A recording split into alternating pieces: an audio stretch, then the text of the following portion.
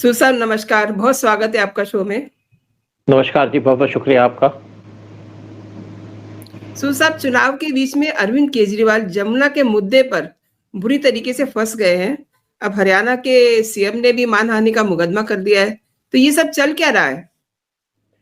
देखो सीएम आपके जो केजरीवाल है वो यही चाहते थे, क्योंकि उनके पास मुद्दा कोई है नहीं, सिंपैथी लेना चाहते हैं। पहले जमुना साफ नहीं की, 10 साल हो गए।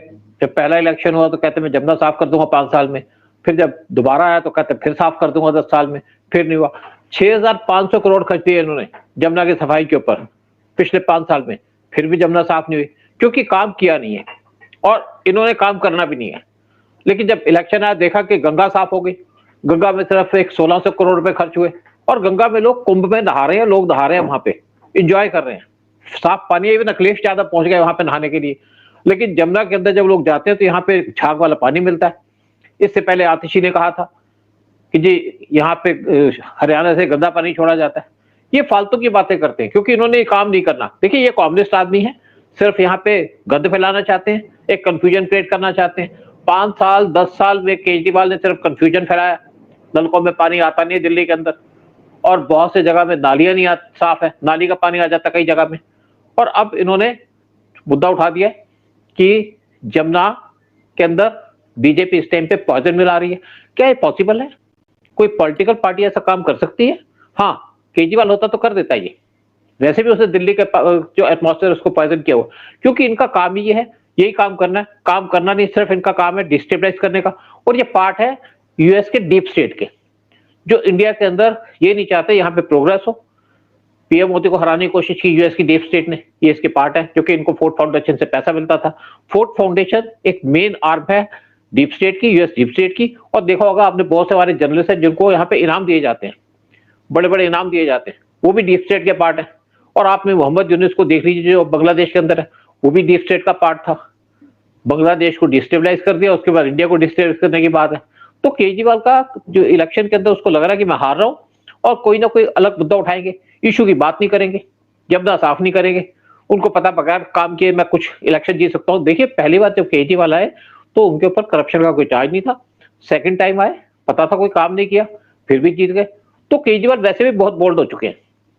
जो भी इनके साथ के लोग थे, चाहे 1000 लगा लीजिए, चाहे बाकी लोग लगाइए, सब छोड़ के चले गए। केजरीवाल को फर्क नहीं पड़ता, क्योंकि केजरीवाल के साथ बहुत से मुद्दे हैं। जैसे इनके साथ डीप स्टेट थी, और जितने बहुत से एंटी नेशनल लोग हैं जो केजरीवाल की पार्टी से जुड़े हैं। एक नेवी का चीफ था जिसकी लड़की की मैरिज हुई थी एक पाकिस्तानी से, और वो काम करती थी आईएसआई के लिए, वो भी इनके साथ जुड़ा हुआ था। लेकिन आज केजरीवाल को पता लग गया है कि इस टाइम पे बीजेपी बहुत तरीके से काम कर रही है। एक प्रॉपर तरीके से कैंपेन किया जा रहा है, घर घर में जाकर के उनके लोग बात कर रहे हैं, झुग्गी झोंपड़ियों के अंदर लोगों से बात कर रहे हैं, वहां पे लोगों को लंच खिला रहे हैं। और केजरीवाल ने दिल्ली की पॉलिटिक्स को इतना गंदा कर दिया है कि जैसे आप कहिए कि मैं आपको ये फ्री दे दूंगा, वो फ्री दे दूंगा, और लोग पता नहीं किस तरीके से बहक के आ जाते हैं। अब ये कहते हैं मेट्रो में आधा किराया कर दूंगा। बहुत सी चीजें जो पॉसिबल नहीं है, क्योंकि मेट्रो के अंदर जो खर्चा किया जाता है, इसके अंदर कुछ जापानीज कंपनी काम कर रही है, उनसे फंड दिया हुआ है, उनसे पैसा लिया, उनका लोन भी चुकाना है। अगर यहाँ पे आप मेट्रो को फ्री कर दोगे तो मेट्रो बंद हो जाएगी। डीटीसी बंद होने से इतना फर्क नहीं पड़ता, क्योंकि लॉस पे चल रही है डीटीसी। लेकिन अब ये मेट्रो बंद करना चाहते हैं।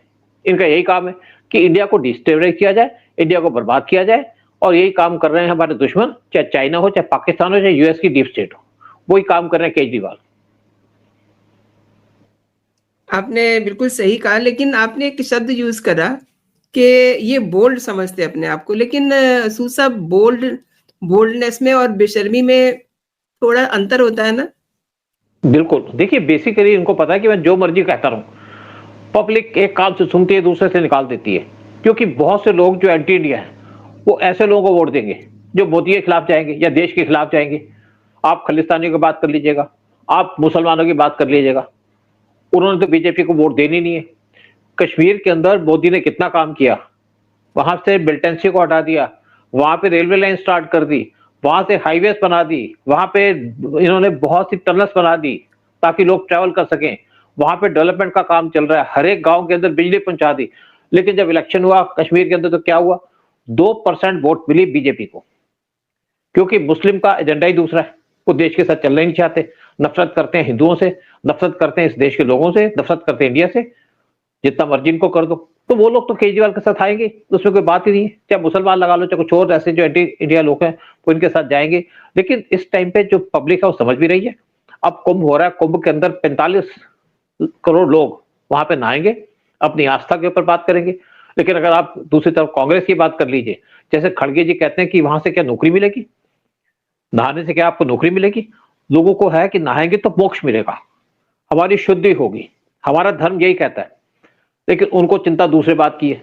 लेकिन फिर भी अगर बात करिए कि जो कुंभ का मेला हुआ है वहां पे कितने लोगों को जॉब मिल रहा है, होटल फुल चल रहे हैं, बसें जा रही हैं, इससे भी एम्प्लॉयमेंट मिलती है। वहां से जो रेस्टोरेंट है वहां पे लोग कमाई कर रहे हैं, वहां पे जो गाइड है उनको पैसे मिल रहे हैं, वहां पे बहुत से लोग साइड बिजनेस कर रहे हैं, कमाई कर रहे हैं। तो नौकरी का ये तो नहीं कि आपको गवर्नमेंट नौकरी मिलेगी। तो इस यही जो एजेंडा है ये कांग्रेस का भी है, यही है केजरीवाल का। सही कहा आपने। और अब आप ये देखिए कि ये कैसे गिर गए हैं। देखिए जी ऐसा है, योगी ने सुसाप अपनी पहली रैली में यमुना को लेकर के केजरीवाल को घेरा। उन्होंने ये कहा कि मैंने अपनी कैबिनेट के साथ गंगा जी में डुबकी लगाई है, आप भी अपनी कैबिनेट के साथ यमुना जी में डुबकी लगा के दिखाइए। अब उस दिन से ये वो कहते हैं ना पंजाबी में स्यापा सा पड़ा हुआ है। अब जो हम देख रहे अब जो हम देख रहे हैं, केजरीवाल उसी से बचने की कोशिश कर रहे हैं। क्या देखिए कहते आप हैं सर? शुरू से केजरीवाल को देख लीजिएगा। जब केजरीवाल पावर में आए थे तो उन्होंने 70 प्रोमिस किए थे दिल्ली के अंदर, एक प्रॉमिस फुलफिल नहीं किया। मैं 1 लाख टॉयलेट बना दूंगा, जमुना साफ कर दूंगा, मैं दिल्ली को जो है सड़कें बना दूंगा आपके ब्रिटेन जैसी। काम तो कोई नहीं किया, लेकिन फिर भी इलेक्शन जीत गए। देखिए केजरीवाल मेन मुद्दों पे बात नहीं करते, मुद्दे की बात नहीं करते, वो योगी का जवाब नहीं देंगे क्योंकि उनके पास जवाब है नहीं, वो दूसरे इशू उठा देंगे। अब उन्होंने एक लिस्ट निकाल दी 11 जो मोस्ट करप्ट लोग हैं यहाँ पे, उसमें से कौन है? बीजेपी के पीएम अमित शाह, योगी, सबका नाम डाल दिया। और जो कांग्रेस के लोग इनको पोस्ट कर रहे हैं उनका भी नाम डाल दिया, राहुल गांधी का भी डाल दिया। और राहुल गांधी दिल्ली में 3 रैलियां करनी थी, तीनों रैलियों मिस कर गए और कहते तबीयत ठीक नहीं है। लेकिन राहुल गांधी इसलिए मिस कर गए कि उनकी केजरीवाल के साथ गठबंधन है, पीछे का गठबंधन है, तभी तो राहुल गांधी भागे हुए थे। आ गए राहुल गांधी सिर्फ दिखाने के लिए अपने लोगों को कि मैं यहाँ पे हूँ, दिल्ली के अंदर हूँ, लेकिन रैली होल्ड नहीं कर रहे।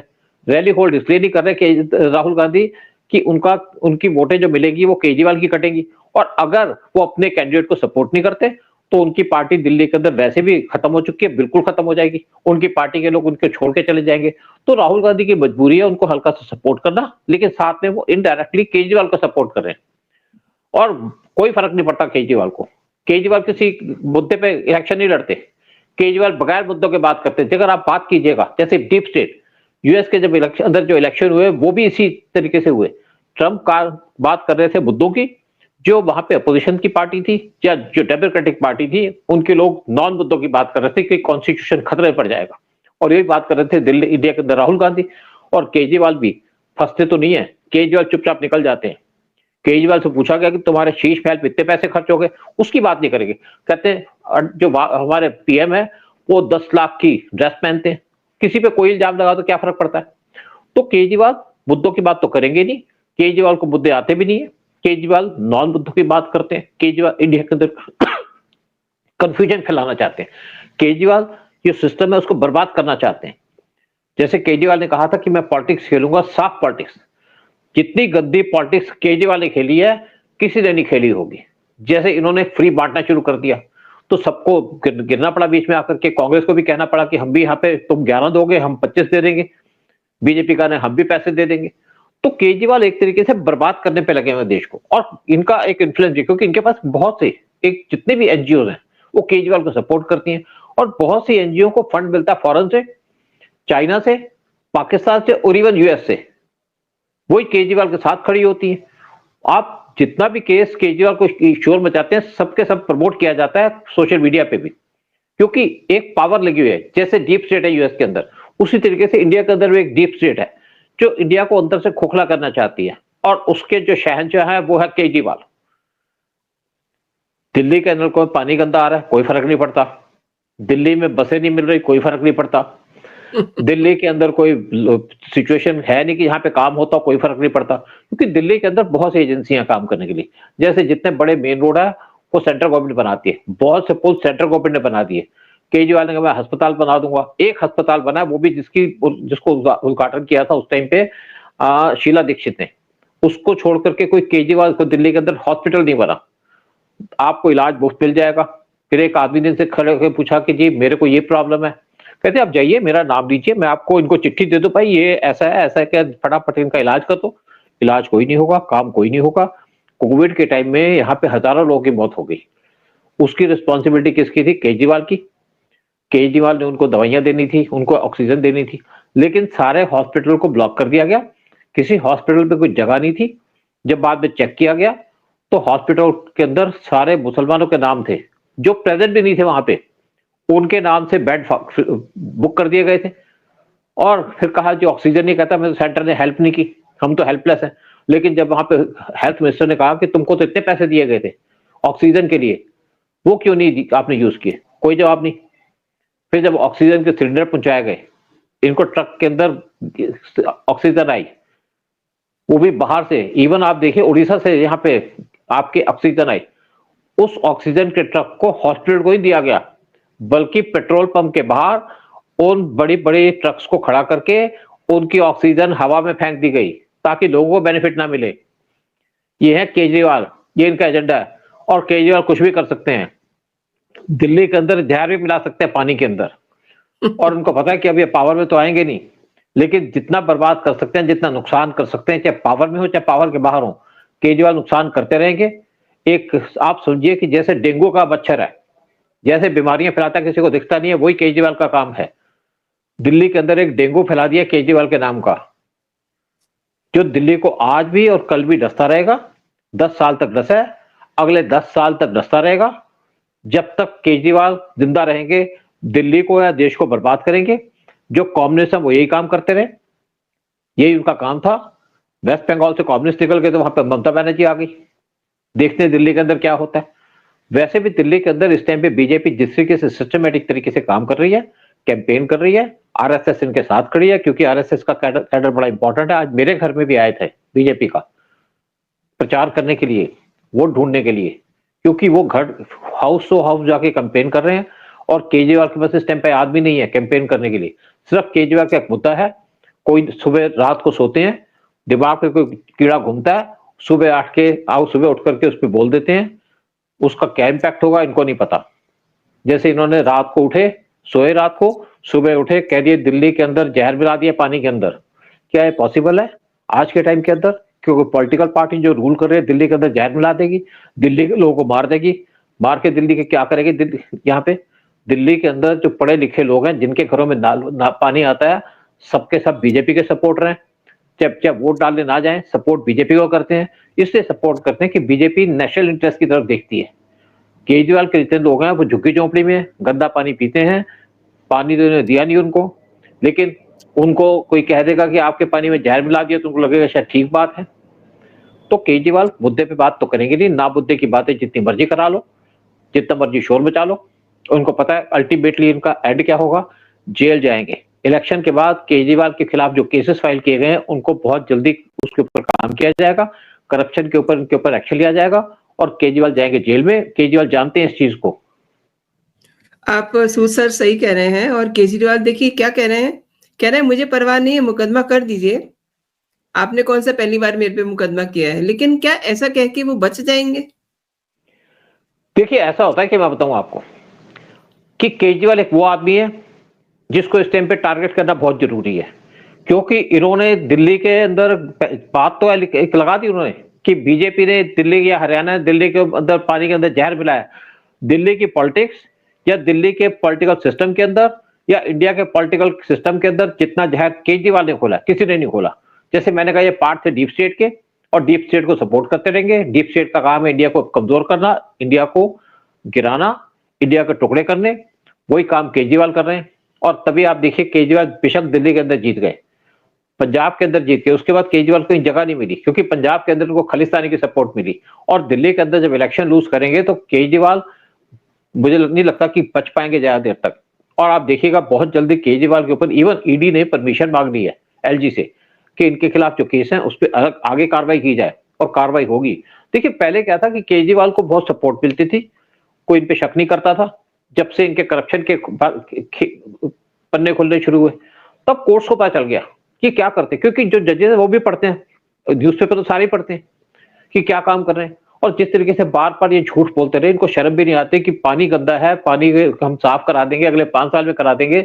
अब आप हजारों करोड़ खर्च करके पानी साफ नहीं कराया, जिसको आप बड़ी बातें करते थे, बड़े इश्यू बनाते थे, फिर भी केजरीवाल जीत जाएंगे। और आज अगर बीजेपी यहाँ पे अच्छे तरीके से कैंपेन ना करती तो बीजेपी इलेक्शन जीत ना पाती। लेकिन इस टाइम पे जिस तरीके से यहाँ पे कैंपेन स्टार्ट हुआ है बीजेपी का, और जिस तरीके से डोर टू डोर कैंपेनिंग चल रही है, और सबसे इंपॉर्टेंट रोल इस टाइम पे है जो इलेक्शन का कैंपेन स्टार्ट किया वो किया पीएम मोदी ने, और इलेक्शन का कैंपेन खत्म किया जाएगा योगी के द्वारा। 3 रैलियां हो चुकी हैं दिल्ली के अंदर योगी की, और उन्होंने केजरीवाल को पहले तो पकड़ लिया 2-3 पानी के इश्यू के ऊपर, और एंड के अंदर आप देखिए जो लास्ट टॉपिक होगा केजरीवाल का वो होगा देशद्रोही का। उसमें बात की जाएगी देशद्रोही को वोट दीजिए, जैसे पहले कहा था कि कटोगे तो बटोगे, और लास्ट जो इनका कैंपेन होगा वो होगा देशद्रोही के ऊपर, और उससे केजरीवाल का बचना मुश्किल होगा, बच नहीं पाएंगे। सही कह रहे हैं आप, क्योंकि आप बता रहे हैं डीप स्टेट से इनके संबंध हैं। एक इन्होंने और शिगुफा छेड़ा है कि मनीष सिसोदिया को डिप्टी सीएम बनाएंगे। सबसे पहली बात तो ये समझना चाहती हूँ कि ये सीएम बनेंगे जो मनीष सिसोदिया डिप्टी सीएम बनेंगे? फेंकने में क्या प्रॉब्लम है, फेंकू है ये तो सबसे झूठ आदमी। देखिए वैसे इन्होंने कहा कि जैसे जंगपुरा में कैंपेन कर रहे थे मनीष सिसोदिया के बारे में, कहा जी इनको डिप्टी सीएम बनाएंगे। तो आप सोचिए हर एक आदमी यहाँ पे डिप्टी सीएम होगा। जब केजरीवाल सीएम थे तो क्या आदमी हर एक आदमी यहाँ पे सीएम था? किससे मिलते भी नहीं थे ये। और अगर मनीष सिसोदिया ने अपनी कॉन्स्टिट्यूएंसी में काम किया होता, जैसे परपरगंज में से वो इलेक्शन लड़ते थे, अगर वहां काम किया होता तो क्या जरूरत थी उनको वहां से शिफ्ट होने की? इसीलिए शिफ्ट हुए ना कि वहां के लोग उनको वोट नहीं देंगे मनीष सिसोदिया को, जैसे केजरीवाल वैसे मनीष सिसोदिया। और अब यहाँ पे कह रहे हैं कि आप हर एक आदमी डिप्टी सीएम होगा, तो सिसोदिया ने तो काम किया नहीं। और देखिए ये आदमी अब जैसे कहते हैं सबको तुम करप्ट हो तुम करप्ट हो, सबसे बड़ा करप्ट कौन है जिसके ऊपर केस फाइल किए? केस फाइल कोई बीजेपी की ने किसके ऊपर नहीं किए, केस फाइल किया था कांग्रेस ने, और उसके बाद सुनवाई की गई डिफरेंट कोर्ट्स के द्वारा। इनको सुप्रीम कोर्ट तक से बेल नहीं मिल रही थी इस केस के अंदर।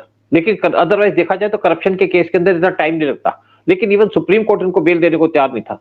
कम से कम इन्होंने 70 एप्लीकेशन डाली डिफरेंट कोर्ट्स के अंदर बेल के लिए, जो रिजेक्ट कर दी गई।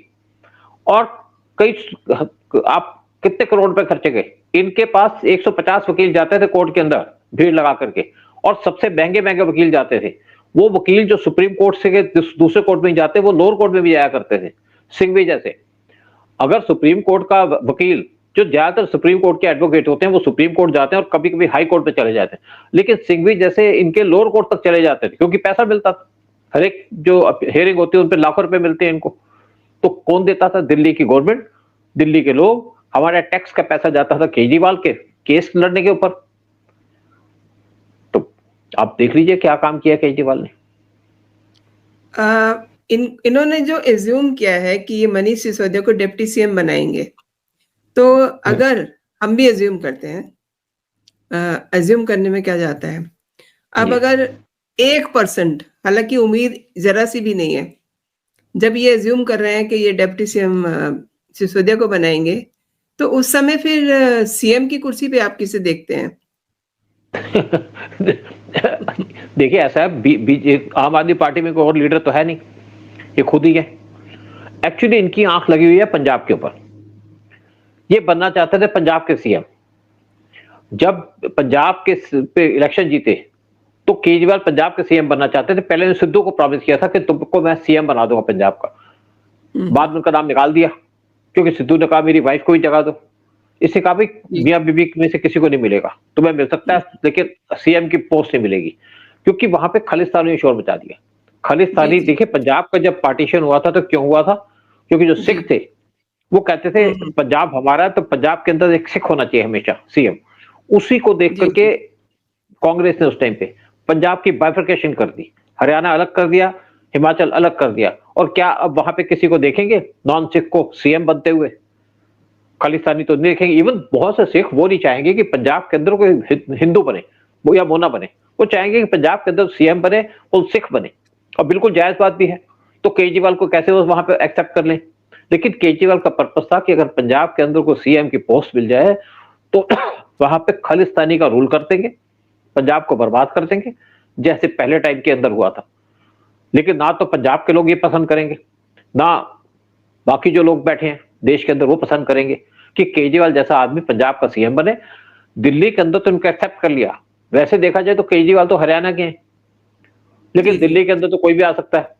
बाकी स्टेट पे तो कोई एक्सेप्ट नहीं करेंगे ना कि हमारा चीफ मिनिस्टर बाहर से आए।